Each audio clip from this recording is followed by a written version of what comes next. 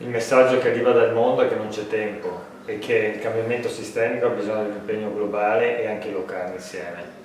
Le tempeste tipo Vaia le abbiamo già viste in Veneto, non le avevamo mai viste in Veneto, le abbiamo viste adesso nel novembre del 2019, 20 e 217 km all'ora, che nella storia appunto del Veneto non è mai accaduto. Il sistema il combinato disposto tra subsidenza e innalzamento del livello del mare fa sì che oggi Venezia rispetto a 100 anni fa sia più bassa rispetto al mare di 50 cm, e questo spiega il motivo per cui appunto c'è un'intensità di acque alte che non c'era mai vista nella storia della Repubblica. Ma questi sono solamente due epifenomeni che raccontano quello che sta accadendo. Dobbiamo dunque intervenire con grandissima determinazione, sapendo che è tanto necessario quanto complicato. E quindi ci vuole una consapevolezza culturale e anche un'azione politica assolutamente, come dire, concertata e la più focalizzata possibile.